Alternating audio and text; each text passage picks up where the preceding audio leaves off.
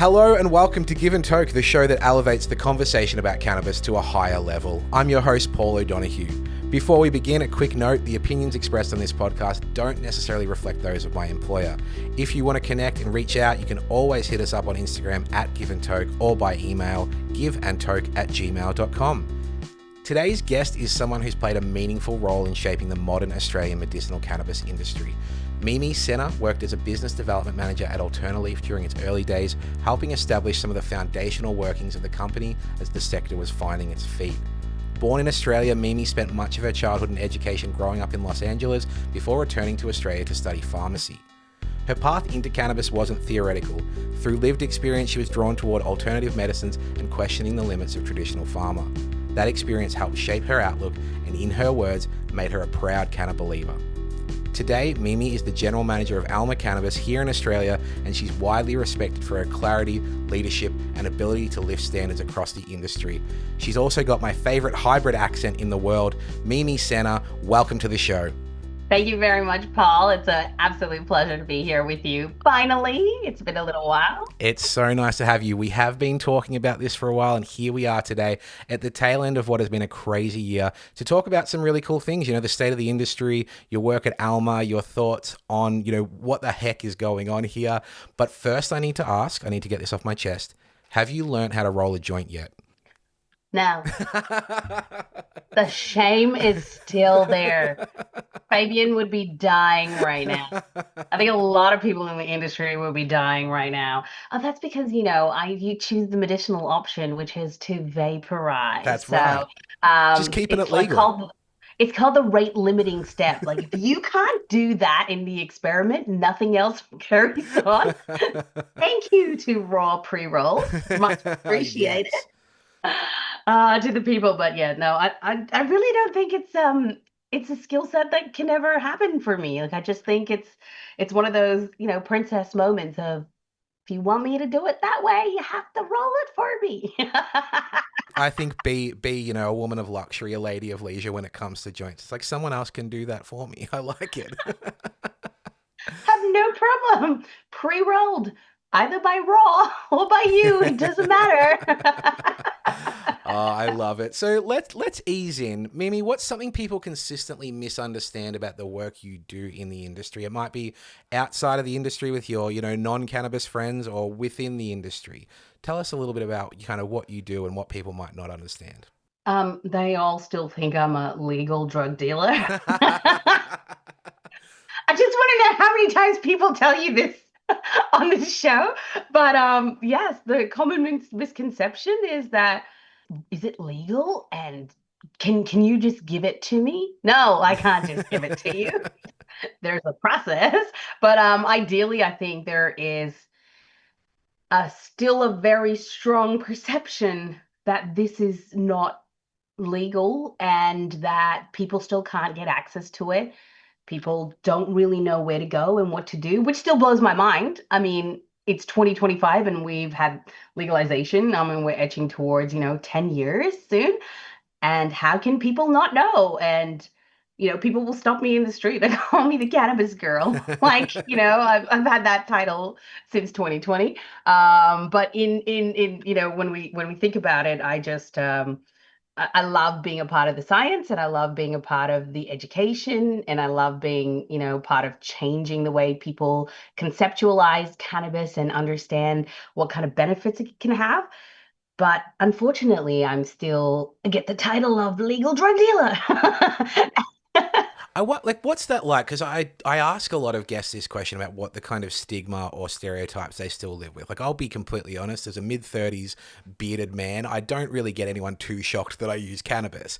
But, what's that like for you? Do you still face stigma, whether it's, in your family, people that you spend time with? Do you still have to kind of moderate what you share?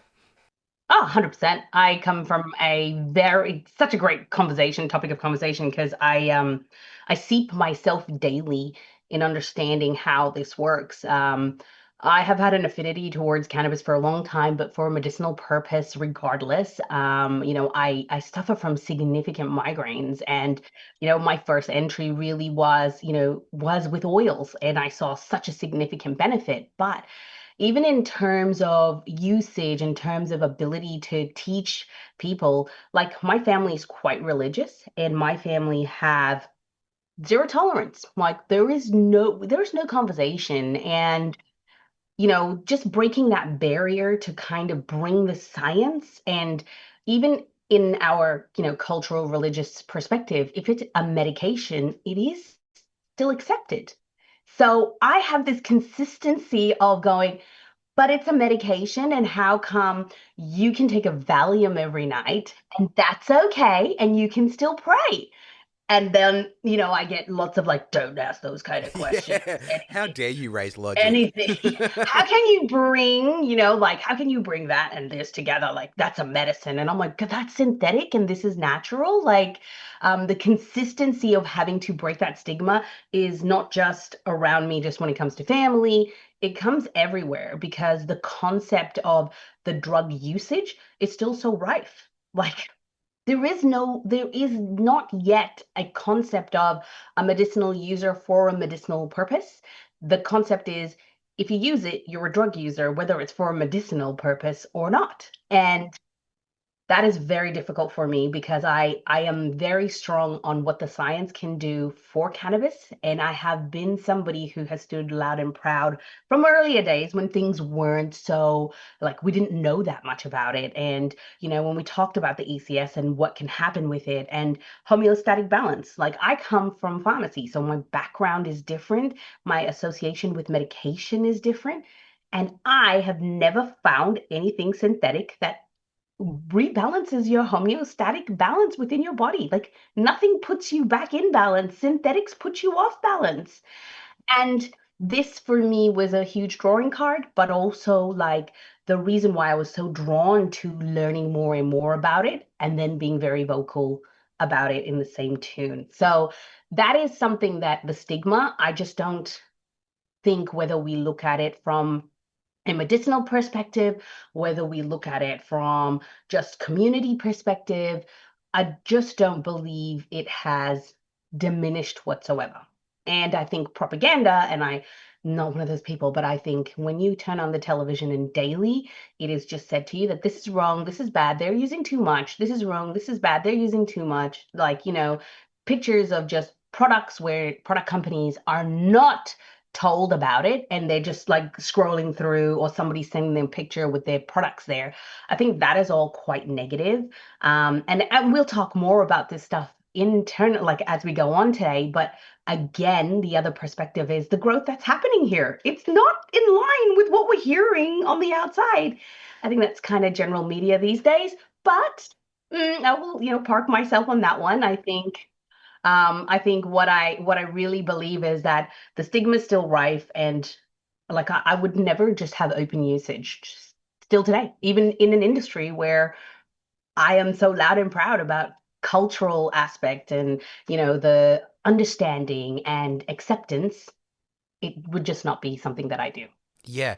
And I think there's so much there that you touched on that really means a lot. And like you said, the kind of, as the conversation progresses today, we'll explore some of these things deeper. We already know that you and I could do this podcast for probably 8 hours. We're going to Uh-huh. see what we can jam into, maybe an hour and a half. But I think the media thing is really interesting because I spent the first 6 months of this year thinking any coverage is good coverage. As long as the cannabis conversation is there, it's all press is good press. The second half of the year, on the back of the TGA consultation process and things like that, I've been less positive about all this kind of negative coverage. So kind of looking back at 2025, what's a moment that you just looked at and you went, this industry is wild? Oh, you said it. That consultation. Yeah. How dare you? I will say it. I will say it loud and proud. Come look for me, okay? How dare you have a consultation with patients and patients don't know about it? For every media outlet that spoke about how bad it is, how easy it is, the siloed care, that brought down Ren Yen, all of this stuff. How dare you not now stand to go, hey, patients, where are you? This is your opportunity. The patients, like over 100 patients that I have known that are in this industry that I started with over 5 years, I asked, have you seen anything about this? Have you Have you heard anything about this? At which point can you have a consultation and not one single patient was emailed from the TGA or from APRA or from any kind of government body to go, hey, it's now time. It's like having a referendum, but you not knowing that you're allowed to. Oh, I'm sorry. Yesterday was the voting day. Did you not know about it? Oops. Nobody told you. Um, Thank goodness to Natalie and the patient's website. Thank goodness for somebody who took the time to stand up there and go beyond just what is my perspective as a person in the industry, what is my company's perspective, what can like introduce. This was like directly aimed at patients, and still we couldn't get media to really get there. And I am very sad for a moment where we had the opportunity to bring patients to show the quality of life improvements, because I think in anything, when you become a canna believer, it is stemmed specifically from what kind of impact you see like have on somebody's life. Like the life, this is not a, I would say it's not like a life-saving medication. It's not like your EpiPen. Instantaneously, you're going to jab yourself. But this is a life-altering medication for people who can, like, let's take it back to 2020 for me. Mimi, I can now hang the washing.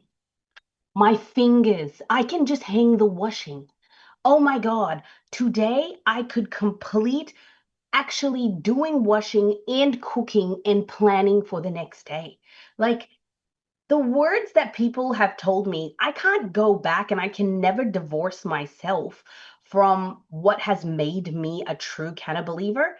And this is the same thing that happens with doctors who journey along the process with one patient and then become a canna believer and open access. The whole concept of doing a consultation and having nobody that really needed to be consulted, like blew my mind, because it's literally like showing everybody in the industry a little piece of paper that ticked the box and said, oh, oops, guess what? We did it. And nobody came to like support it. I'm sorry, you didn't do the right part of it. It came out of nowhere. There was no time frame. But even if we did have a couple of months, the point was, at which point were you, who was doing the consultation, contacting the patients? Yeah, when were you consulting? Who are you Yeah, consulting? yeah. What, the industry? Of course, we're all going to tell you no. Like, it's amazing. Oh my God, look at all our patient stories. That's not the point. The point was you were supposed to be consulting directly to the patients, and that's what you wanted to hear. And then you created this funnel where it's industry should then be responsible to send out that message. And that I thought was irresponsible. And then it doesn't match the kind of repercussions that will come from the lack of support that was really needed from every single patient. We have over 1 million patients prescribed in Australia. That is magnanimous. And that's part of the reason, well, I do get very passionate about this. And all of these, opinions are of my own. Let me put my disclaimer on here as well too. But for me, how can you now want to do something and really have the repercussion that will affect not just us in industry, not just doctors, but patients, and almost just slow access to a product which we know can help people? Like, why are you blocking helping people? Plus, the growth factor, 1 million patients. I mean, there has to be something as to why they keep coming, growing, and moving towards this sector. You wouldn't get 1 million patients on something that didn't work. Like, let's just talk Manjaro. Yeah. Let's just talk, let's talk Ozempic. I mean, these things go viral, these things grow because it actually works. Nobody wants to take something that doesn't work and then go, oh yeah, we only have 250,000 patients. Yeah, yeah. Like it's still a numbers game, and the numbers continue to grow. So I think for me, I saw that as just a, you're now ticking a box, because then you can say that the hand that will be dealt in what is coming is validated when it's really unvalidated, because you won't accept my data on a small pool of people. Okay, that's not good enough data for us to be on a white paper and to change trajectory of true healthcare. Oh, but you'll accept this, like what, like less than 10,000 patients out of a million? This is a joke. Well, I think the mention of GLP-1s really resonates with me because they've just decided that they need to put a warning on there because it may increase suicidal ideation. So they find a genuine like issue with a pharmaceutical product and go, just slap a warning on it then. That's all good. As long as the doctor just says, oh, hey, there might be some shitty feelings for a couple of weeks. Hey, we're all good. But you've got cannabis, which has never, ever done anything like that to someone. To that extreme where like a warning label needs to be added, and they're doing this TGA public consultation, quote unquote. It's such a knee-jerk reactive way, and we're going to suffer because of it. Like if anyone thinks that we aren't going to come out of this consultation with like harsher rules and bigger restrictions, they're kidding themselves. So I think that's an interesting analogy because a big pharma medication just gets a warning sticker and an extra little mention from the doctor. Cannabis, which like you said is altering lives, we're not here saying it's saving them, but it's altering them, has to get this massive slap on the wrist to start with, and going to be even worse than that in the coming 18 months, I suspect. I know, I love that we've naturally brought it up through conversation, but that was a major driving factor for me as a pharmacist. I struggled as a young pharmacist and like giving out antidepressants to young people. I'm talking 15 and 16 years old who've never had a conversation even with a counselor. How can you be put on something? You're just sad, okay? You have not once indicated that you are suicidal. And now I'm happy because I've got enough paper peer reviewed with the number of participants that is happy for that to be accepted. And I'm not dissing on our true healthcare and how things are. I'm not dissing on journal articles. Like I am not. Evidence is important for us, but people are sad and we are giving them suicidality. Like that is two separate effects that those people who are just sad have no concept of managing, nor do people around them. And I don't think that that is well explained. Oh yeah, just take this if and really, like as a pharmacist, what are we taught? Like how do we break it down? Yes, this can happen. If you feel worse within the first 2 weeks, make sure you go back and see your doctor. What is the concept of if you feel worse? And at which point is it that suicidality that is made from a drug that you have been given because you just feel sad? And I think that for me was always one of the biggest issues that I had in pharma, and it was the growth rate of antidepressants that I had seen over 2012, 2013, 2014, 2015, and it was so predominant, like consistently all the time, that I struggled with sadness and suicidality, and oh, that's just okay. And that comes suicidality actually comes as a side effect profile for multiple drugs Yeah, that we don't pay attention to. because it's a bit of a like, I think if you break it down to simplicity, it's like, oh, the ends justify the means. It just doesn't add up with the way then we treat other treatment options. If you want to try cannabis, you need to have tried other things before. You want to get on Lexapro at age 17, you don't need to have tried anything ever before. This is the first resort, and that's where the challenges come. And I think there's really reasonable arguments to be made about that. Like, we're not here having a conspiracy theory. This is the real deal. 100%. It's not anybody who wants to talk about conspiracy when it comes to that. That is true fact. 100%. I've been a part of the system that continues to do it, and I Yeah. think that's part of the reason why I don't want to be a part of that. I don't want to give a 16 or 17-year-old or even a 25-year-old that option. I mean, I've had multiple friends. Like now, I've been married for like knock on wood for like 17 years. Like I have multiple friends who've gone through divorces and who come to ask me questions about certain side effects about medication that, guess what? I don't think I ever read that. I was just like mind blown that now they are suffering certain things that we give anyone and everyone, and that would indicate adding more drugs. And I can tell you the moment we talk about that, you're indicating another 2 to 3 items just to manage one offset side effect that imbalances their life. It's magnanimous. You touched on your time as a, as a young pharmacist, and that's a really good segue because I do want to rewind a little bit. I can hear the passion, I can hear the personal connection. What originally drew you into cannabis, and what point did you realize this was going to be your professional world? Great question. Okay. I think the most pressing and the most important driver for me daily, I got married to a cancer survivor, but that cancer was quite significant and it really impacted, he had it as a young male and it significantly impacted his life. And he always understood what benefit, especially with eating, because his cancer affected the way he could eat and stuff. And he always identified how much better life could be on that. But somebody who has cancer shouldn't be accessing from a black market perspective. So the opportunity to be a part of the medicinal space is very personally led because I've watched multiple people in my network. My mom's family has a very significant like cancer through their family just genetically. Both my grandmas have had breast cancer. I've watched and I've seen a lot of people degrade, and I've always been inclined, but the true inclination came. I grew up in LA.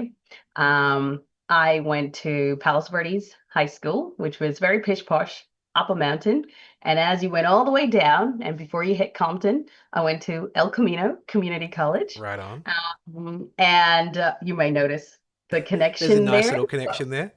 I grew up in LA and was in LA around 1999, 2000, right off that, very cultural hip hop movement of, Biggie and Tupac and kids would be rapping in the streets. Like there was a lot of affinity towards that. There was a lot of conversation, especially when I went to college, about usage and things like that, but it was still illegal at that point, right? So there was always this affinity to, oh my God, ooh, like listening to the hip hop culture, etc. But obviously I came back to Australia. That's a completely different story. I did my pharmacy and medical science degrees here in Australia. So I was quite far removed from any of that. Then as a pharmacist, I was very quickly out of pharmacy. Even though it was my second degree, I spent 10 years in university to get there. I just thought to myself, this is not what I really signed up for. Yes, I could possibly end up as a business owner, but is that really what I want to do? And as I started to watch industry growth, Australia became legal in 2016. And my previous employer was entering that space. And so as the time started to grow, I had a chance to watch the initial parts of Australian growth. And I wanted to identify myself as where's the greatest growth factors in industries. Cannabis was pitted for one of that around 2020. And that was, etched on the American legalization as well as aesthetics. And I kind of was making my choice. I was a sales rep at that point, and I really just had more affinity towards the science part. I mean, obviously aesthetics, like, your Botox, your fillers, and whatever else. I mean, great female, we can, happily get that way. But I think the science part for me was what really drew me into cannabis. And from very early, it was like 2018, 2019, I was already, in recreational blogs. And that was where we learned so much. And even during COVID, learning about medicinal interactions between drugs came from recreational blogs, not from journal places or, not from particular kind of sites that have a lot of education. They came directly from the patients who were using during the legalization period in America. And that was, for me, something that really drew me closer and closer because I was just, there's something here. Like I can see that there's something here. The concept of Epidiolex, and children and epilepsy was also another really big drawing factor. Like how can this work? And I can get seizure medication that just does not, like, and multiple lines that just don't work for patients. What is it? So, the underlying crux is many people around me have had cancer. And I really struggle with yes, you are a survivor and you get a great stamp and you've been through something really difficult and really hard, but you then get forgotten with your all day, everyday issues that occur from that. And with my husband, because it was about eating and because it was like consistently every single day, every single moment was affected by, what his cancer was. For us, it was, I want to provide some sort of relief because I'm a pharmacist and that's my role, right? That's who I am. I'm going to bring you, you're sick, I'm going to bring you something from the pharmacy and I'm going to give it to you. You have a fever, I know what you should take, You're feeling sad, guess what? I know what you should take. Not that I propagate that, but it just along the line you get that helper effect. You want to be somebody who can give relief, and I really read like cannabis and relief. Like I could see before I saw it, I could see that that could be a match made in heaven, and I wanted to be a part of that. You mentioned your previous employer. You were obviously a part of Montu slash Alternaleaf during its early growth phase. What did that experience teach you about like scaling access and building internal structure in a completely new industry? Like listeners can put aside their feelings about the big dog players and the big vertically integrated clinics. You were, a big part of building from the ground up one of the biggest clinics in Australia. So how was that experience? I can hand over heart say I had an exceptionally beautiful experience at Montu, and I'm very lucky to have been part of that initial team, and to get to work very closely with people who had vision and experience that I saw very quickly surpassed anything that this industry could have given. Um, I mean, like tracking right back, I entered into Montu pretty much just before COVID was announced. I remember that first week celebrating 3,200 SASBs. Like that was magic. Like it was humongous. And I could feel like, okay, then COVID happened and everything changed. Couldn't get out on the road, couldn't go in and see anybody. And so trajectory had to happen and change had to happen. And I think, everything that you see Montu doing now, they spoke about in 2020. And I thought, what? Policy change? What? we can't, we're trying to get some oils into market, What are you talking? Excuse me. Like, did you And say now, policy they're change? sending a delegation to Canberra to, present in Parliament and things like that. Yeah. They have done everything that they told me that they were going to do. And so I'm very proud and I see this beauty in the way in which they built it. But when it comes down to things like scaling, when it comes down to access, when it comes down to, just building the way in which they built, I can't fault. They really, and not to speak out of turn, right? But they knew what they were doing.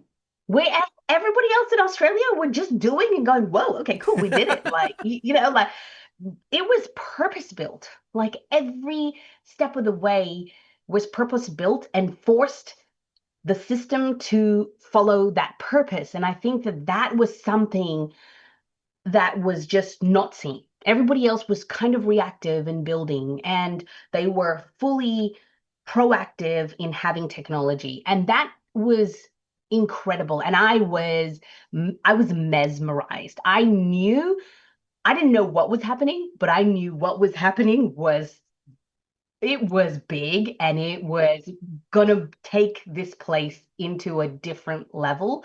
And it was beautiful to be well respected. It was beautiful to be valued in those moments to take on so many bits and pieces that I was willing to give. And my ultimate, during those few years, like my absolute backbone was improve, like make it easy. If I had a friend who I know was on all these medications but needed to go to the doctor and the doctor wouldn't, because that was the major concern. The doctor would never give a supporting letter, nor would they want to share the history. Like it's your history, Wow. it's your they just would not. So all I continued to do was break that barrier. What can I take away so access can be easier?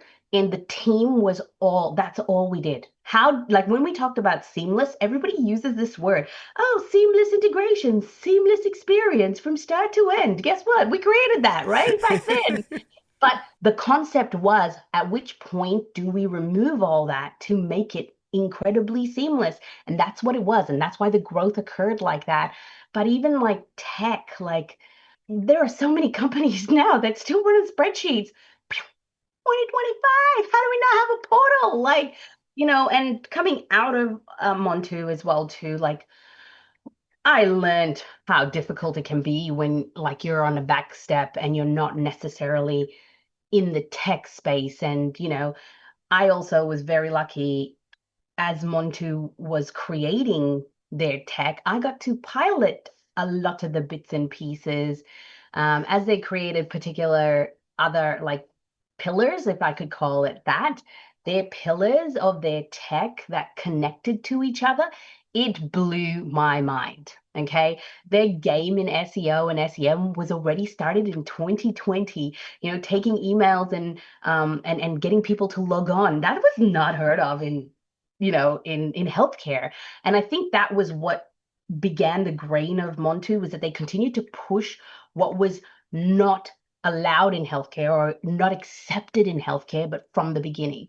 And I loved that concept of being so different despite how hard it was. That challenge was so, just for a doctor to log into a platform, Lord help me, that was insanity. Okay. So having to get them to log on to TGA and then having them to log on to a Montu portal, no way. So I did all of it for all of them in 2020, which is why I knew the system so well. And, I could sell it, but I knew that the easier we made it and the more information I could give from like the lay of the land, from the streets to them, they were able to build. And that was incredibly special. And I believe that that's what allowed them to scale. Like I have so many other, clients that I've spoken to along the way. Oh, I want to really, as a consultant, I had gotten it. Oh, I want to be the next Montu. Yeah. You have 16 spreadsheets, mate. Like, first of all, I'm not building another Montu, okay? Like, you create something different. And I think that that's the part that I thought was absolutely beautiful. Why do they have over 150,000 patients? I'm sorry, like, everybody can talk the crap that they can get, but they continue to grow. There must be something that's there. And I think that ease of the portal, like understanding, that whole concept of the things that you gave a patient, that all came from what patients actually wanted. And that came there. I mean, that concept of the card, like when you get that patient card, like let's take it right back. Okay. We spoke about that patient card when I saw them fruition it and I saw them make it. And once it started getting delivered, nobody understands. Like it was Saturday nights at midnight. I would walk in somewhere and I get like the whole table like picking up their cards out of their wallets and they're like, she's here, she's Oh, here. that's cool. The secret club. It is. It was.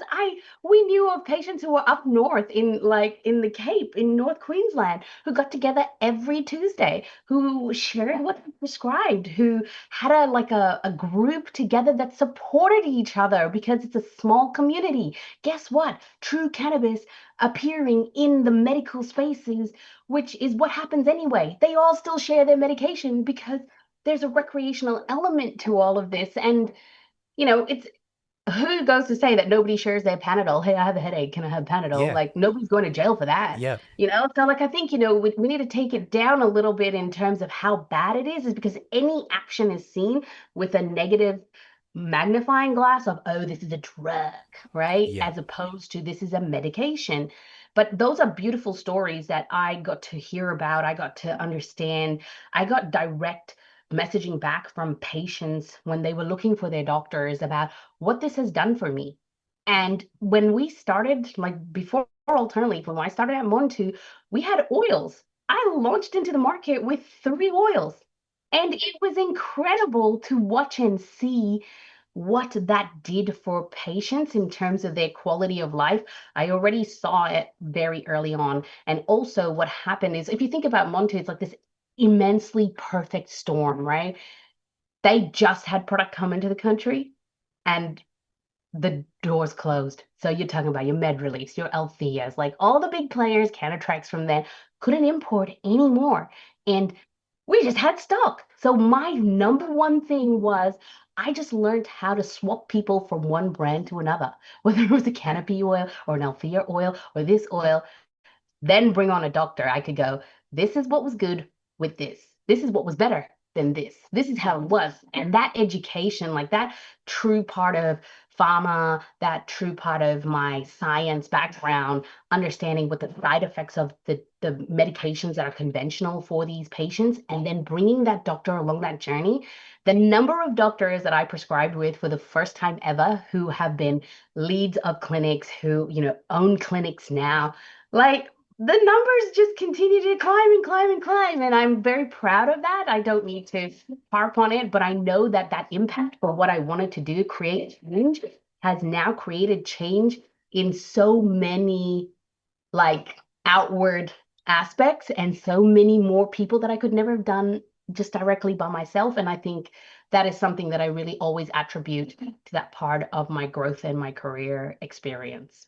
My next question, I don't want to ruin the vibe here, but I want to zoom out a little bit and ask you, like, how would you describe the current state of the Australian cannabis industry? Because I think there was a lot of fun and enthusiasm and excitement about the possibilities over the last few years. But as we've already touched on in the earlier stages of this episode, there's some things to be concerned about. I truly see this entire industry in a fearful place.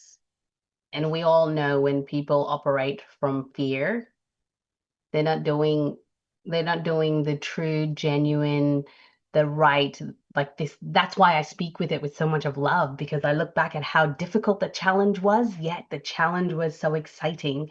It was, the first, like literally laying what I call the green brick road. Like we literally laid every single brick so that patients could just walk, get their medication, get their doctor, etc. What I find right now is in the state, it's like you have this growth and this continued growth, and you have patients who are wanting to come through. You have this negative media, you have this consistent regulatory clampdown. And just remember, the people who are in cannabis are like the most incredible human beings. They get up, get knocked down every single day, and get up the next day every single day and come back to do the same thing and get knocked down by the evening. There's not one person in this space who comes to a calendar that is clean, and then by 9 o'clock there goes the whole day. It's gone. The fear though is stemming from a different perspective, which I've never seen before. And might touch on lots of bits and pieces, but like the fear is in those early adopters, those people who were really willing to crack the codes, those who are willing to create guidelines for themselves and for their next doctors, and to create, processes for their patients without any APRAs telling us what to do, etc., even though we continue to ask for it since 2020. What I find is that the fear is something that then doesn't allow for true patient care. And now you have a system that was created, you had general industry standard. They weren't guidelines, they weren't appropriate, they weren't step by step, but it was what the industry adopted because that's what we could get. And now all of a sudden, that's been removed. You get patients running around like incredibly crazy, going, what? How am I supposed to manage?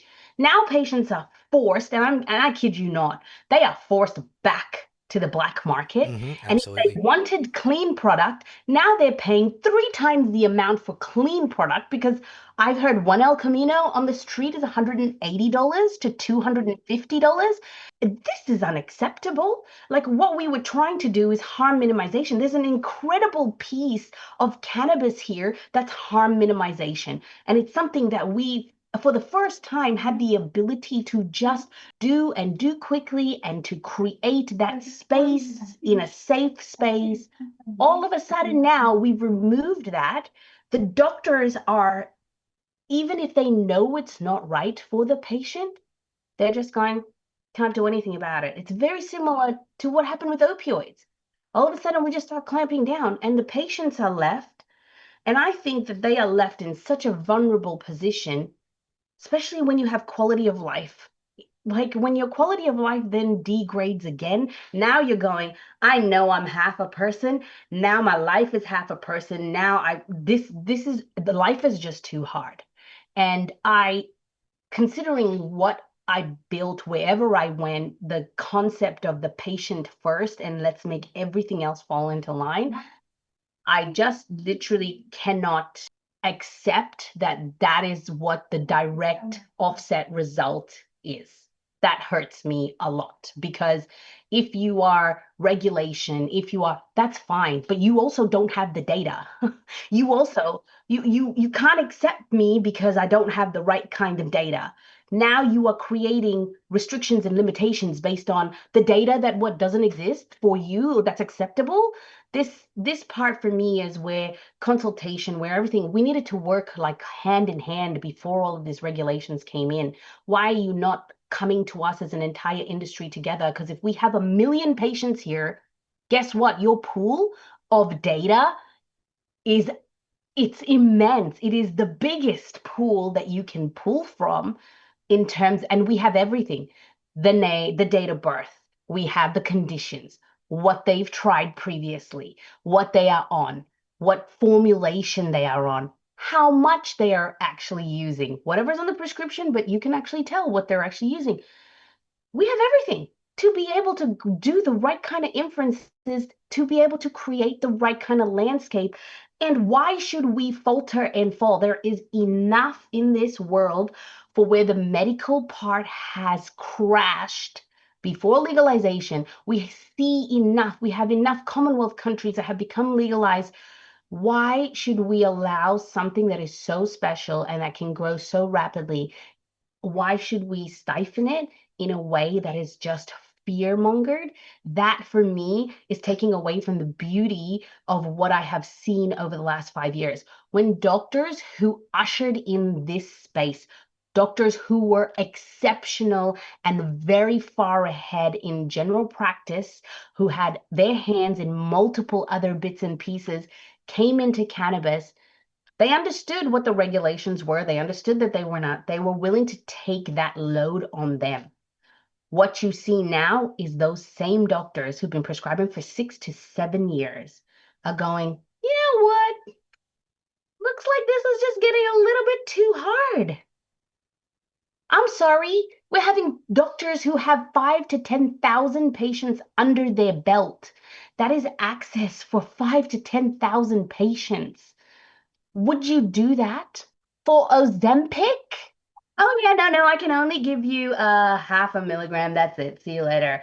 And that's the saddest thing for me. Like I said, I had all this hope in the first half of the year and this kind of worry in the second half of the year because patients who, and people can have their opinions on this all they want, but patients who are on 90 grams of flour, for example, immediately on the next consult cut to 30. Now, you might not agree with 90. I don't even use 90, but the thing is, cutting someone down that severely by 2/3 of what is considered a medication is irresponsible healthcare. Yet these are the knee-jerk reactions to this consultation. So, at a really simplistic level, patients keep talking about they're going to consult and their doctors are telling them there's new regulations. No, there's not new regulations. There's just fear. They're being told, oh no, you can't. You used to have 4 options. I can only give you 1 now. Oh, it's the new rules, it's the new laws. Nope, not new rules, just fear. So the patients are feeling the effects of this immediately on I wouldn't say a small level, but on a kind of lower level than what we're going to see over the next 18 months, I believe. And this is a bit of a crystal ball question, but what do you think patients should expect in the coming kind of 6 months, 12 months, 18 months in terms of the repercussions of this negativity? I hand over heart just see continual reduction in grams, which I don't think is in any way valuable if it's just done out of fear. I have been around patients who've come in very early into alternate leaf and who, hand over heart, said 12 grams a day. First of all, how do you afford 12 grams a Yeah, day yeah, yeah. That's a on your financial issue concession at minimum. on a concession card? But we understood. We said, work with us, and what we will do is show you how to bring it down. And they did it. And after 4 months, those patients were on 3.5 grams a day. But we had the luxury and the ability to work with somebody to know how to step down, how to introduce additional formulations. There's an actual science to this. It's not just random, just pick and choose. Oh, is it on the formulary? There's a way to understand what kind of therapy we're doing. And I think that's the part that I really focus in because I still train. I still put my hand in the market to make sure when there's a new doctor, how can I continue to influence that ability? What is extended release therapy? What is immediate release therapy? You need to give them what they already know and associate that because this is just a different class of medication. It's not new medicine and this is how I now have to, it's like an operation or something. It's not. It's your same concepts. You apply them because then you're comfortable with your choices. And this is stuff that I feel lacks. It lacks in coaching. It lacks, and then they do become fearful because am I just supposed to choose what the patient asks? Because the patient's going to get angry. Or am I just supposed to choose what's on a formulary because I can't and I think that might actually be better? All of that comes into play. And I think that we need the doctors to feel comfortable just in their choice, but by process, not just by product. So there is a bit of understanding as well from the patient end that this is a medicine. You don't get to come and pick up and head out with your Q or your half. It doesn't work like that. We have checks and balances. I am just afraid that true and appropriate patient care will be guised as lower prescribing limits. That that's not that's not what true and appropriate patient care is. Let's talk about this 60 grams. Do you even know where the 120 grams came from? Was quite instrumental in that in 2020 and 2021 because there wasn't a grammage that was associated in TGA, multiple conversations directly myself, 2020, 2021 with them. We don't have anything, we can't tell you. Like, sorry, we are not involved in this. You just apply.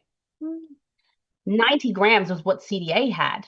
And as me and the nurse was creating alternate leaf and we had multiple patients, we had to put a gram restriction on. And we thought, hey, look at global consensus data. Global consensus data says that a medical patient uses between 1 and 3 grams a day, depending on method of inhalation or ingestion, etc. 1 to 3 grams in particular for inhalation is what we see globally, so global statistic data. Now, if you had 3 grams, that's 90 grams a month. Entitled, 90 grams a month. We always know that there's an upper end. We always know. You can have everybody on Lipitor 40. Guess what? Somebody's going to need Lipitor 80 because it's not enough. There's always an upper end in pharma. So the 120 gram came because we wanted to have a little bit more to allow for that. So it wasn't a distinctive just 1 to 3 grams. Now it's come down to 90, particularly there were still doctors doing 120, all of a sudden cut to 60 grams. How do you expect a patient who actually was managing on 3 grams a day, how do you expect them to now be able to just sit well with 60 grams? They are 30 grams down, okay? And there is no option, no conversation, no guidance, no care. This is where I become quite irritated. The other thing too is who is talking in depth 15 minutes to half an hour to a 1 hour consult? Who is talking in depth about understanding the perspective from the patient? How do you use? How much? What's the size of your cone on your water pipe. How big are your fingers when you grab? Are you rolling a J or are you rolling a blend? There is no concept of their continual usage. There is just scrutiny on the total amount of usage. And that for me is very hard when you look at 500 milligrams inhaled. Okay. Inhalation variation between patient to patient is between 1 and 37%, based on a number of different bits and pieces. So you could inhale and it's only 1%. I could inhale 20%, and the next person could inhale at 37%. Where are we measuring how much their actual potential to inhale is and then basing that 500 milligrams a day on that? We aren't. You're fundamentally flawed in all the systems that are created for regulation and for what is the barrier. And I'm not saying that like in terms of, I understand that we need to have limitations. Like, I understand doctors, they carry a lot of risk. But when we are talking about what we are creating for why, like, I find that very difficult sometimes. And I also find we still have a market that is solely or predominantly recreationally driven. So they've had a recreational touch point. They know how to use, many of them have been using for years and years and years to create change. I mean, just psychologically to create change, somebody needs to hear the same message 6 to 8 times. Just general psychology. How do you expect somebody to come for 20 years and now you want them to buy a Mighty Medic vaporizer? I say this with tears in my eyes because yes, it is great. Yes, it is good. Who has an additional $540? If you want to regulate, fund that. Make that Yes. $5.60, and this is where I get angry, right? Make it $5.60 and make it so that they have no room for an excuse. Again, the psychology of cannabis. It makes you feel good. People love to use it. Now you're giving them options they don't love.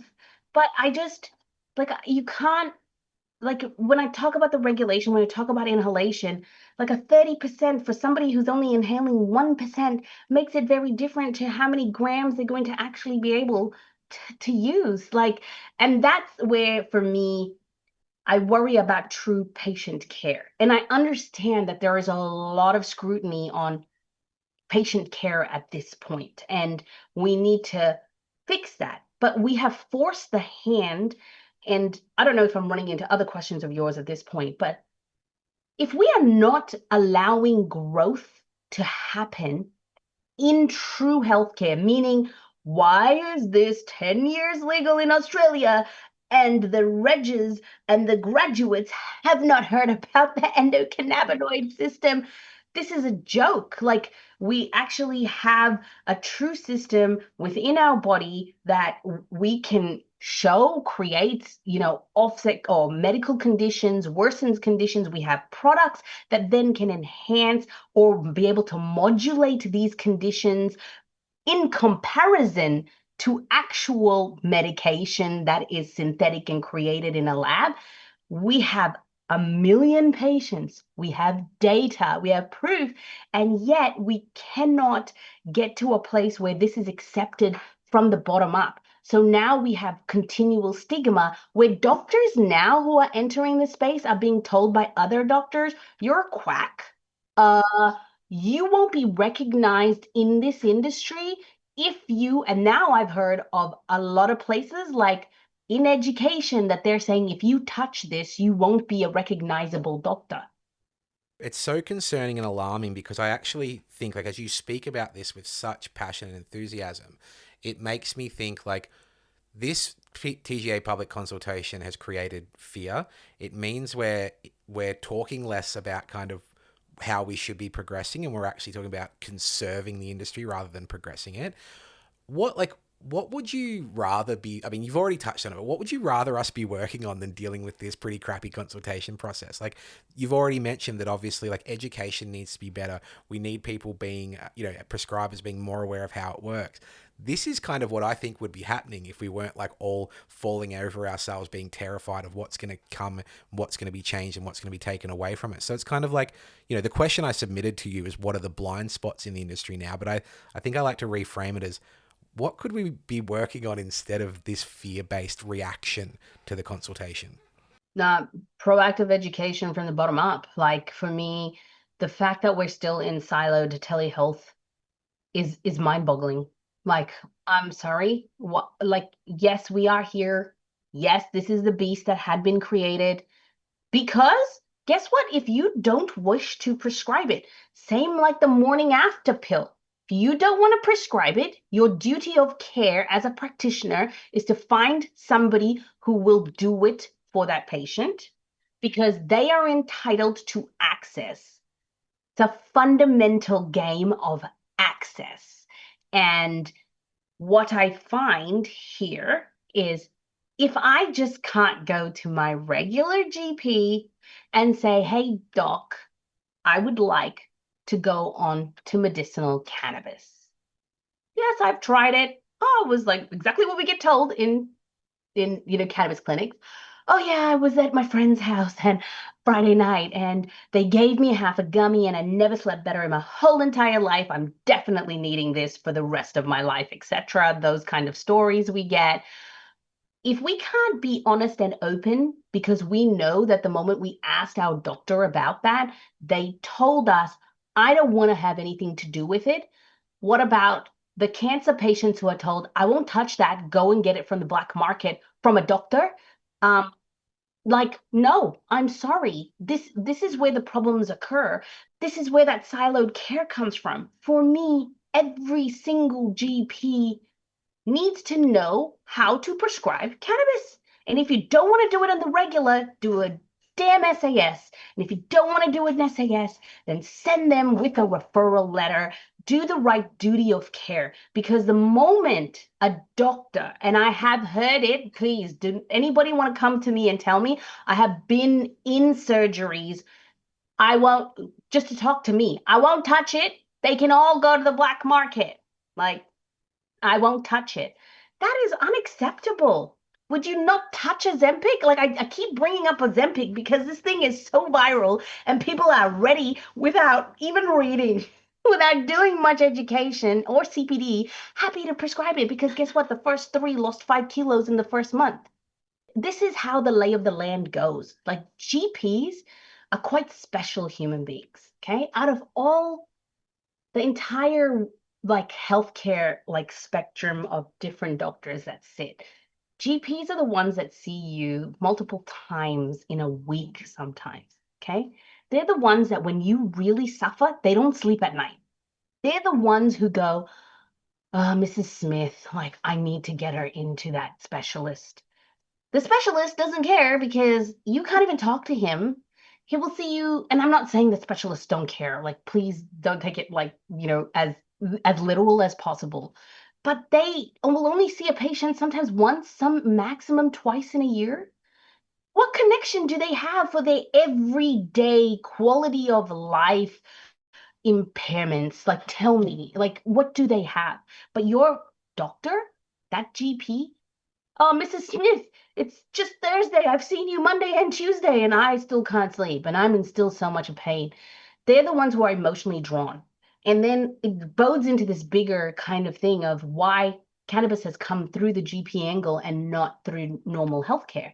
Because the normal healthcare lines, you start, in clinical trials, it then filters down into the hospital. You then get your consultants. Consultants then specialists, they initiate. The initiation then drops down. Once the patient is well managed on these new medications, it goes to the GP and the GP can then do it. We've only finally got, after how many years, GPs in Queensland being able to do ADHD medication. It never starts from here, but cannabis from the bottom end, that patient driving that doctor, please, please, please. And then when the doctor continues to say no, guess what the patient does? Let me Google. Do you know when the like most of the times when the highest rate of Googling happens for assistance, for help and care, for conditions and like chronic conditions, it usually occurs from like 1 a.m. to 4 a.m. because that's when they're struggling, right? I need to do something. So, like, we can see, like, no specialists are working at 1 a.m. or 4 a.m., right? And these patients are struggling. Then they make a doctor's appointment. Then they get to the doctor. The doctor's like, nah, I don't want to do it. Instantaneously, they see those other doctors as the entry point. I've had some doctors tell me they think I walk on water for what I've done. The karma I will get back from that is so intense because I just want to change their life. I just want to give them this momentary relief, which we can see. And then with that, a little uptick of I feel a little bit better. And I feel a little better is so subjective. It's not objective because between me and you, it's different. And that's what I mean. Like the moment it becomes accessible for every single doctor. And there is a moment that I predict this will happen. And that's the moment that everything becomes S3. You're going to get pharmacists who are going to be able to initiate patients at 150 milligrams of CBD. Guess what? The moment that happens and that product is on that shelf, I can guarantee you after 3 weeks, those that need the THC will be at their doctors, and now doctors will be scurrying. Oh my God. Oh my God. And the reluctance for THC then comes about again. How about we usher it in the appropriate way? Let's start from the doctors, from the education. Let it filter into general practice. Let's not have practice managers tell the doctors, no, you can't prescribe it. Oh, no, you can't rent my room because you want to do cannabis. Like, the struggle is real and the struggle is hard, and these doctors are time poor, so the harder you make it for access. And the fundamental piece here is access. And we think in 2025, with a new clinic opening up every single week and a new dispensary popping up in every single corner, access is not a problem, but essentially it is. Mimi, I'm going to introduce a new segment to the show now. You're going to be the first guest to experience this, and I'm really excited about it. This segment is called From a Friend, and the idea of From a Friend is that I ask you some questions that have been submitted by, a close colleague, a close friend, whatever it might be for different guests. But I reached out to the CEO of Alma Cannabis, Fabian Satmari, and he submitted 3 fantastic questions, which I think will really nicely wrap some of the things we've spoken about, give us some new through lines, but really kind of dig into your brain on some important topics. So thank you, Fabian, for submitting these questions. The first one is, as a female leader, what do you enjoy and what are some of the challenges you've found managing a predominantly male team? Oh, such a great question. Why do you do this to me? I think for a lot of part, when I actually execute work, I don't see gender. I see talent and ability as a, like, it's weird calling myself a female leader because I still see myself as very much little Mimi. Um, just little Mimi here in the corner. As a female leader, I do see struggle that some can have. On the opposite spectrum of that, I have had many beautiful, very talented, very high ranking men in many different industries that I've worked in that have respected and valued my opinions and my contributions. And so gender is a hard thing. It's a hard lens for me to see. We talk a lot about this, and Fabian, I'm laughing because when I ended up hiring all males, and his first question was, oh, like you didn't hire girls. And I was like, oh, damn it. What just happened? Fabian Even giving me, you a I had lesson on feminism. not so much, but it's more the concept of why didn't you? But for the first moment, I didn't look through that lens. Like it wasn't, oh, there was some great applicants that were females, but they lacked 1 or 2 things that I needed for that moment in our growth and our development. Um, and I think to say managing an entire male, I can very much easily be one of the boys if I need to. I I guess my confidence and my strength, I don't I don't ever see that as a barrier for me. I do know that there have been many others in different positions that have never been recognized. Like I know some incredible women, by the way. And I'm gonna drop name one because she kind of, like she helped really to build essentially Alternative with me. And you never see her name sprawled on any any magazine. You don't hear of her. She's such a silent achiever, right? But Imogen.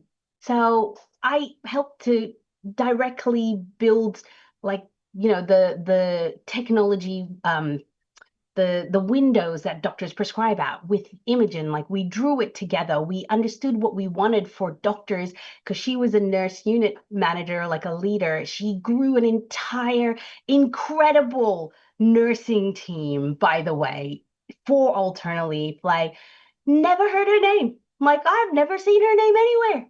Right? Like I'm not saying that she hasn't been fortunate. She's just a quiet achiever. She loves research, she loves those kind of things. But there are some that never get the recognition, and there are others, and I've just been lucky to stand on the shoulders of giants. So the gender part for me is definitely something that I just I don't really see it, but there are people who don't get that luxury, and I do acknowledge that. How did you find juggling giving birth and being on maternity leave while still actively helping Alma launch a new product range? For the You can listener, see that I'm covering my there's head in face, hands right okay? now for the listener. One part of it is Alma and I think, what's the right word? Like, it's not tolerance, but it's like the understanding. Every single one of us in what we call like the founding team had young children. So the flexibility that was given, I think, again, a perfect storm, like the perfect ability.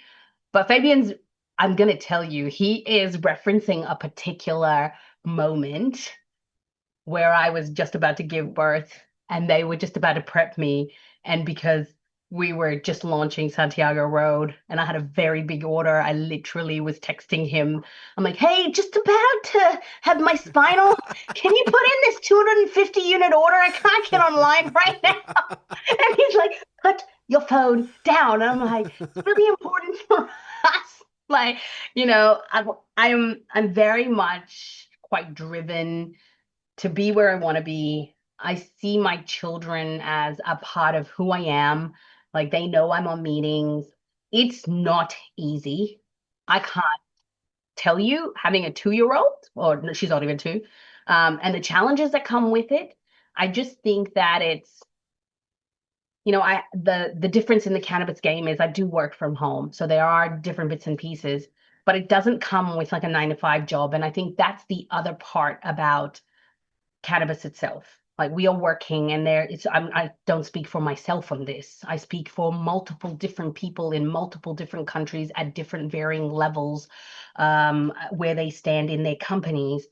Like we are working either sometimes 6 a.m. in the morning, they have a little bit of a break during the day. And then we are on meetings. Like I have a Monday meeting from 9 till 10:30 every night, like Monday nights, we are connected. And this brings me back to something that I haven't touched on yet, but I definitely had it in my notes to touch on it. There's something about cannabis which, we are connected globally on so many fronts, and people don't realize we are already trading in what is the future of healthcare. Okay. We are essentially the ability to pick up something online and the ability to go and the ability to have something mailed out to us. Like, I know people see issues with that, and I understand where the issues occur in terms of vertical integration.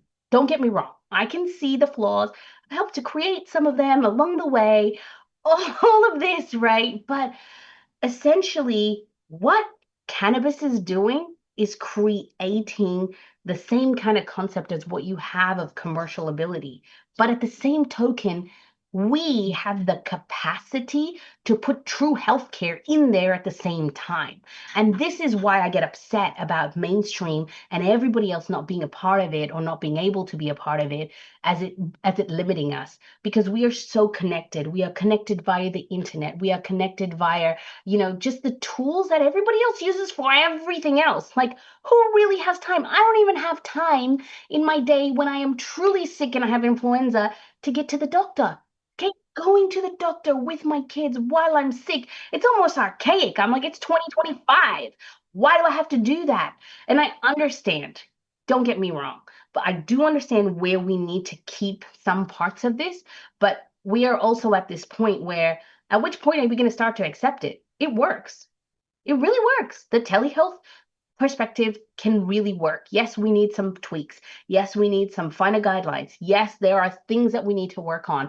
But essentially, we have just shown that it works and it can work very quickly and very rapidly. So should we get the right position in place, we can really create futuristic healthcare. We're literally doing it in real time. That's what makes cannabis special.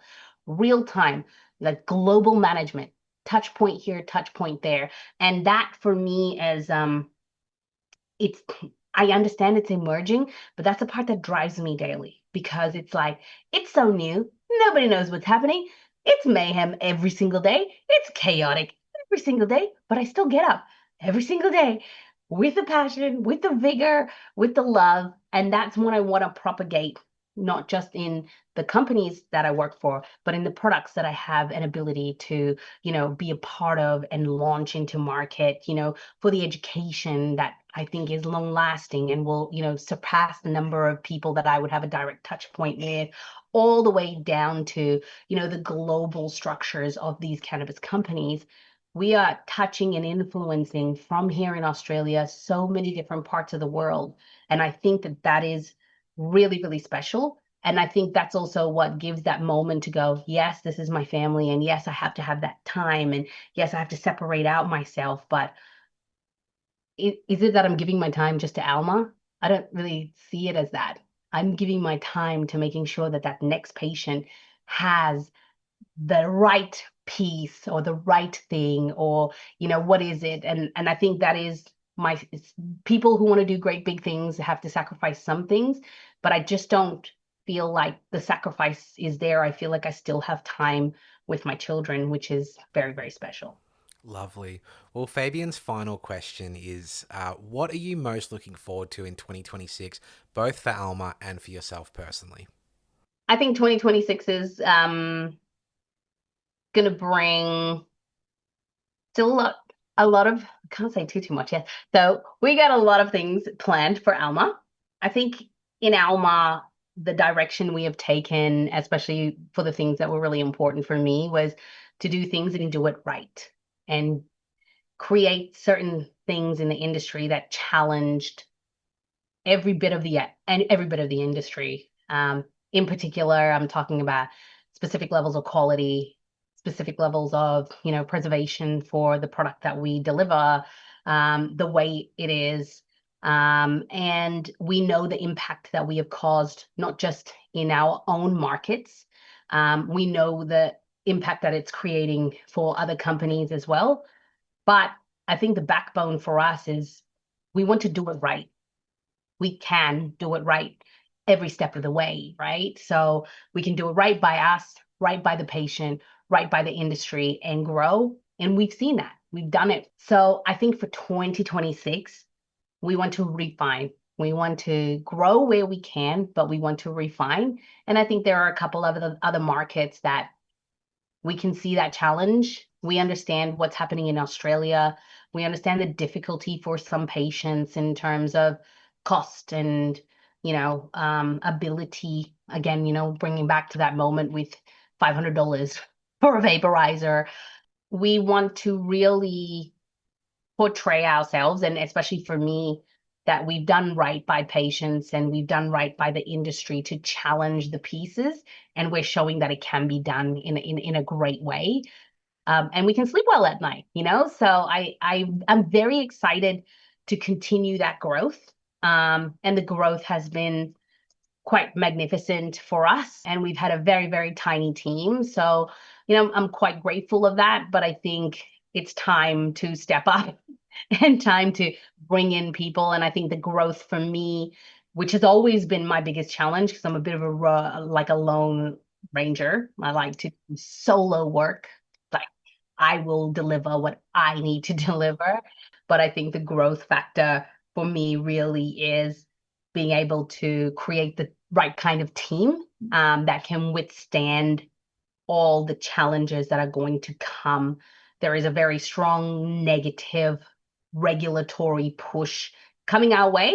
And what we need to do is get as far as we can the way we can, and then kind of contract into those regulatory plays, because that's the only way you can be in this market. But to grow and develop a team that can be resilient, resistant, creative in this landscape and bring the right people together, for me, I think will really define what I leave at Alma, or the landscape that Alma brings to literally the Australian industry. Tell me a bit more about Alma. Like, I haven't actually given you the chance to go, what's the nutshell statement, or what is it that you're proud of about the work that you do there? It's weaved through our conversation, but, what else should we know about Alma? Like, personally, I think you guys are wonderful people. I think you're doing great things in the industry. And I mean that as a patient. I am a competitor in this industry, if you will, but I always love to kind of admire the great work that's going on. So, how do you define what Alma does, and what do you want people to know about it? I really appreciate that. I'm very much so a supporter as well in market of other people's accomplishments. I love to highlight that, love to collaborate. I think collaboration is the next big game. And if we can do that well in industry, I think that could highlight so much more. When it comes to Alma, there are bits and pieces of Alma that's absolutely my baby. I was always very vocal in market about, and I'm going to use a bad word here, but shit product. Okay. You can see my face. I have always been somebody who never thought that degraded quality at any point should be sold as a medical option to a patient. Again, that comes down to my pharmaceutical background. When it comes down to Alma, the backbone, really, I have the ability to influence and impact product that hits the market, whether it's by our quality standard or the unique genetic profile. In particular, there are, a couple of bits and pieces. It stems, originally from El Camino. El Camino was actually a brand I created as a consultant for Alma. And there's so many pieces of myself in that, by either my quality or my ability to create. And of the most recent one, not to plug or advertise any kind of medications, or in any way, please, TGA, Our not assigned TGA agent is listening with their headphones right now. we know who's listening. But the ability to be trusted as one of their pharmacists on on the road, literally down in the trenches. And I researched for 2.5 months what was available in market to create a medical pastille range that now sits in market and was unmatched. So I ensured that I chose specific formulations to kind of showcase the science that I continually bring back to. Why do I believe that this product would do well, and for what conditions do I believe it? And am I seeing that? And 100%, as the range has gone out, because we launched 4 at one time, you can actually see patients particularly coming back with stories of what I hoped and envisioned that those cannabinoids in combination would do. And then also, I've established what I thought should be the absolute maximum, and to prove to market that you don't need more than this in terms of this formulation being a live rosin. Why would you need more than that? And I'm having people come back time and time again and going, whoa, that was enough. And it just It proves my affinity, my, my connection to the plant and to the science. And I think that that creation is incredibly special. It's, I don't sit in here understanding one segment of the market, whether that is, creation of product or, like bottling of product or import of product or, the clinic part or the, prescribing part or the pharmacy dispensing part. I look at it as an entire spectrum and understanding now all the way from import and grow down and across the entire spectrum to that finished product and nailing because that's just my nature. It's the way I've been trained is to think about that patient. I think that that entirety of the system together, it gives me that cutting edge where I think about it's not just a product. It's not just a 1040 gummy. It's not, and I'm just picked out that number randomly, okay? It's not a 2020. It's not a 1010 oil. Why? Why do I want to bring a product? And some people may question, considering the number of launches that have happened in some of my Alma ranges this year, like, are we really being that specific? But I curate our portfolio because there has to be a specific reason why I'm doing this. There's already 2,500 products. It's part of the reason why I didn't bring in oils yet. And I'm very, again, very blessed and very happy that I'm in a place where those those recommendations from industry come in and they are valued and we are creating based on exactly what we see happening. There's no need. I would rather have a great oil, and I do this in market right now, that I would recommend with my portfolio to a doctor who's never met you and you own that oil. I would rather happily recommend that. Until I had gummies, and I don't have oils, and I don't have vapes. I actually work collaboratively to go, these are the ones I would recommend. If you need a connection, this is the person. I introduce them to people in market and we collaborate in that fashion because that kind of collaboration, it builds this unity that it doesn't matter that I am Alma. Yes, I want that brand alignment. Yes, I want that. But I want people to go, I need to take on cannabis. I need to give that to the patient. And that's what I continually think about when I talk about doctors in general practice, when I talk about the pharmacist dispensing.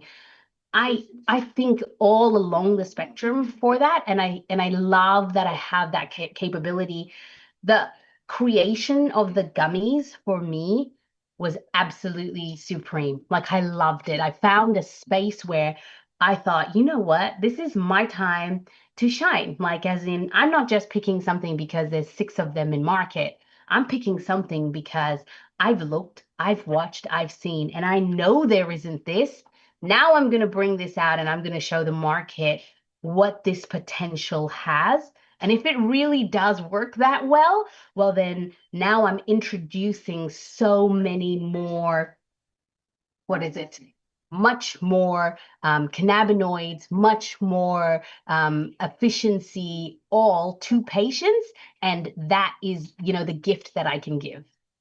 I actually I'm noticing my cheekbones hurting from smiling too much in this conversation because I do love the way you speak about this. And I think that you are you're a rare case of really understanding the cultural importance, where cannabis has come from, understanding where it's going, understanding where it is right now. I would consider you someone known for lifting standards whilst also understanding where we came from. What does true professionalism look like in the cannabis space? Because you get these opposing sides, quote unquote. You get the culture people or the farmer people, and there's a hell of a lot in the middle in between that. There's the center of the Venn diagram where people sit perfectly, and I think you're one of those. What do we need to do to continue to lift the profile of this industry, be professional, whilst also understanding where we came from and where we're going? Yeah, I think at the current moment, like I have always been very vocal about honoring the cultural aspect of it. I really do. I would never have been one to segregate that from where we are. I think it gives a lot of perspective, and we need to usher that perspective into this industry because it helps us to create the right kind of treatment profiles for patients. What I can say right now is we have to be increasingly aware that our actions, whether cultural or non-cultural, etc., um, what kind of impact they have on the outside perspective when people are still so aware of the stigma, or people are so still stigmatizing us for just doing what we're already doing. And, like, unfortunately, we still don't have true recreational use available anywhere and everywhere. And I am like not one to diss on anybody for doing a little puff here outside, anywhere. That who am I? I'm one person who would be happy to, stand in a circle, puff, puff, pass, right? But I do find in the last 6 to 7 months, I've seen a very different eye and a very different bits of scrutiny. And I think being truly professional today means that we have to fulfill the areas that are most needed. And that area right now is how can we establish ourselves in this medical domain and, still bring the element of ourselves. I do not think anybody who wants to, saddle themselves as true recreational and with that cultural perspective should not, because those that are growers who have the true understanding, like you want them to bring that here. You want us to see that kind of technique and that kind of quality to the Australian market. I just think that we have to be wary that the eyes that are upon us ha have knives out.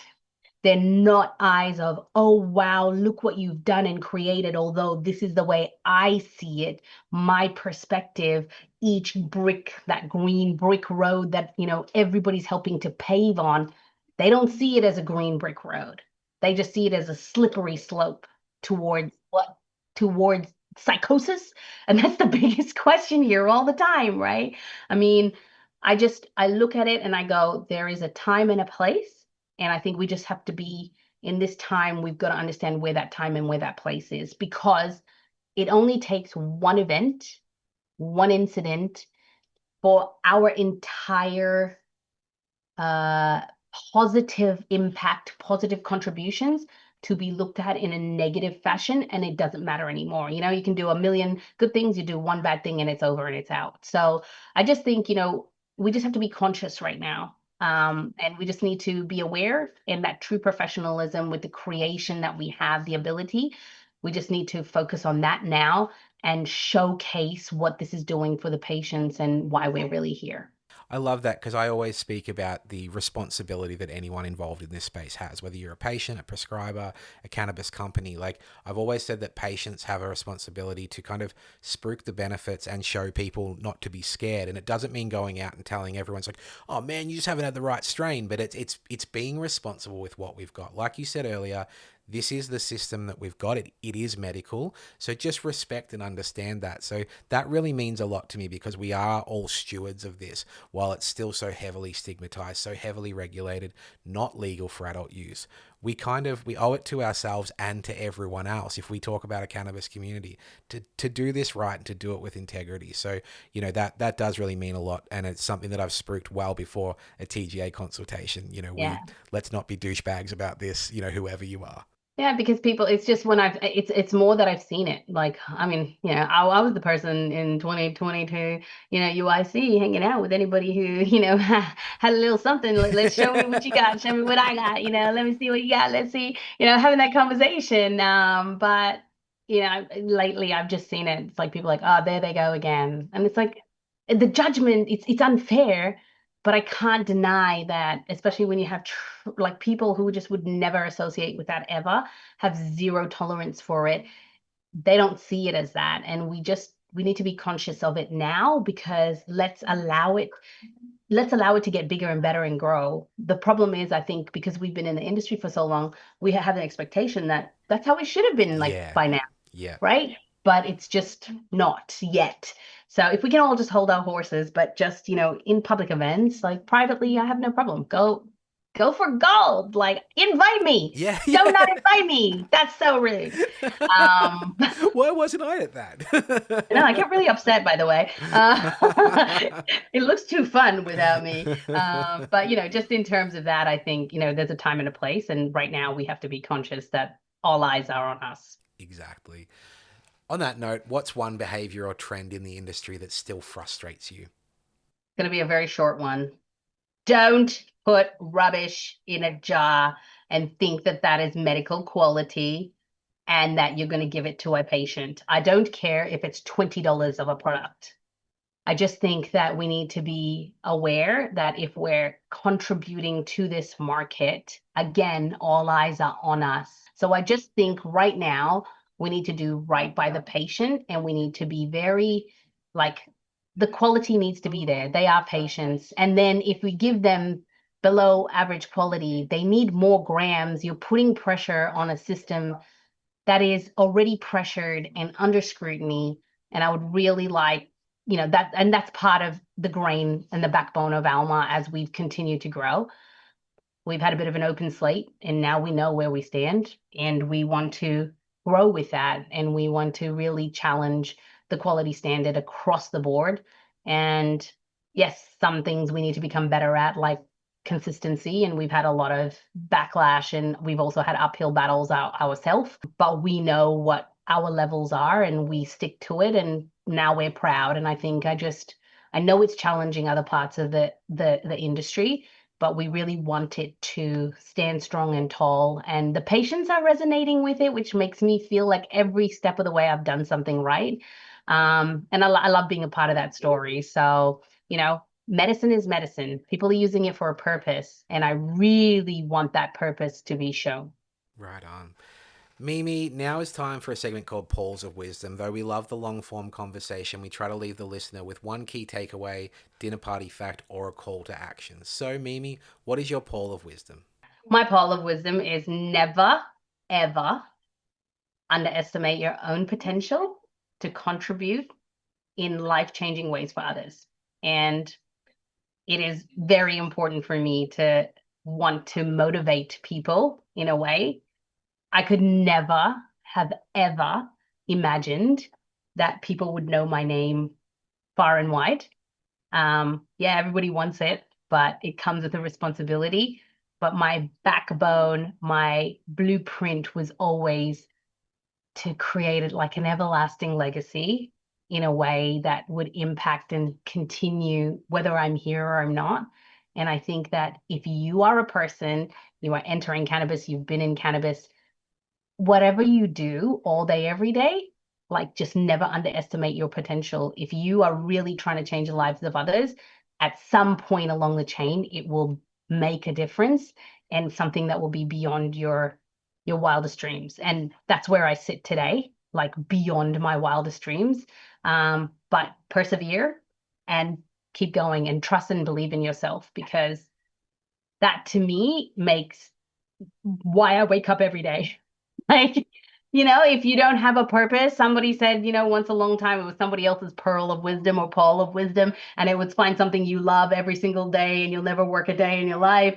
I mean, who doesn't love a little bit of weed? you know, I did find it in the medical space and I always wanted to become a doctor. So, I just think, though, beyond find, not everybody gets that luxury to find something that they love or the ability to just move and do different things. But if you don't give up in yourself and you never underestimate what you can bring, you bring your best all day, every day. So, that's something that I hope stays with people, stays with listeners. Doesn't matter where along the chain you are, and it doesn't matter if you're not a doctor, if you're not the pharmacist, even if you're the patient. I think you really have the ability to share today and to make an impact for somebody else. That's fantastic. That's lovely. I always like the ones that kind of go broadly beyond cannabis and kind of tap into, philosophy and the way people live their lives. So that was a lovely way to end the show. Mimi, I want to thank you so much for your time, your honesty, your work, continuing to lift standards across this industry. For anyone who does want to follow on with what you're doing or perhaps get in touch with you, how might they do that? The best way is to connect with me via LinkedIn. Um, Mimi, the Green Queen Sener. Have taken that title a little bit with me along the way. But definitely that's usually the best way. Sometimes it does take me a couple of days to get back to everybody, but heads down, bums up. Obviously, there's the Alma page to follow, but I do have my personal LinkedIn and happy to connect and, grow my connections. And yeah. Fantastic. Look, on a personal note, I do want to thank both you and Fabian and Alma for your support of Give and Toke. Look, it does really mean a lot. Well before I entered this industry, you guys have been supporters of mine. And it's nice now that, like I mentioned, even though we're quote unquote competitors now, and now it's further down the line to still have that kind of collaboration and care and, just consider you guys good friends. So thank you for everything that you guys do. It's been a pleasure to have you on the show. Oh, Paul, it's been an absolute pleasure. Just so you know, I've had my eye on a kind of lockable bag for a very long time. So when we did see your bag, it was lovely again to collaborate and to support what we think, should be done in the industry. Every patient should really have one of those bags roaming around. I hope I see it go viral in Australia. I think it is already sold out. So kudos on that. The shirts are beautiful, but when it comes down to this and just opening up conversation, I think that is supreme. I think, done in this conversational way, it helps, for an education, but, just like an osmotic kind of acceptance rather than, feeling like you're having to fill out a form or, an exam later. So I'm very privileged to sit here on your show. Love it. And hopefully we can do more in the future. Hell yeah. Well, thank you so much. Thank you.